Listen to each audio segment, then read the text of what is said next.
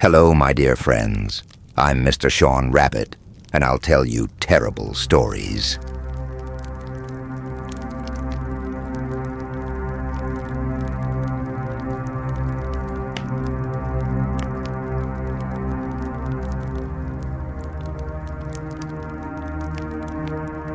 For some reason, I ended up in a psychiatric hospital. I tried to remember how and under what circumstances I got here. But the memory lapses were so strong that at times I forgot who and where I was. I needed to collect my thoughts and understand what to do next. And by the way, where is all the staff? Where are all the doctors? Why am I alone in the ward? I tried to call someone for help, but there was silence in response. What if I managed to escape? This thought haunted me. Having found a doctor's coat in my ward, I decided that if I put it on, I could quietly go downstairs and gradually disappear. Leaving the ward, I again discovered the absence of any doctors. It's strange what's happening. Overcoming the long corridor, I tried very hard not to panic. Suddenly, I remembered that the man who was lying with me in the ward told me yesterday not to go down to the first floor under any circumstances. And by the way, where is he now? Why was he not in the ward with me? Maybe what he warned me about happened to him.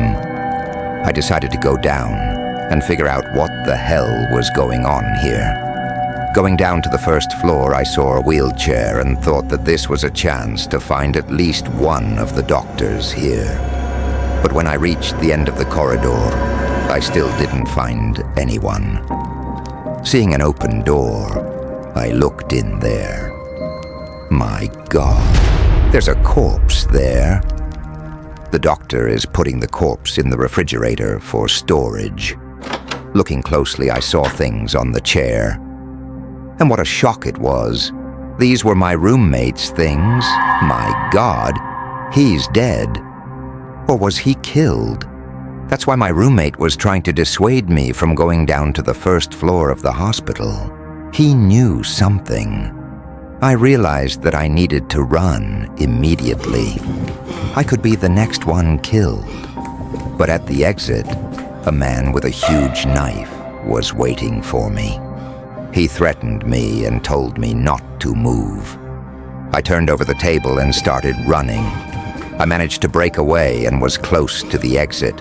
Suddenly, at the entrance to the hospital, I was grabbed by the police.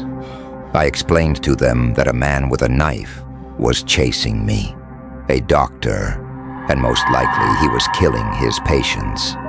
As it turned out later, my neighbor in the ward called the police when he realized that they wanted to kill him. After a while at home, I saw terrible news on TV. The hospital where I was a place for murders under the guise of treating people. About 100 people were killed, and their organs were torn out of their bodies, and the bodies were mutilated and left in the morgue. Maniac doctors killed patients every night on duty and raped their corpses and also cut out organs from their bodies. Shit, I could have been next.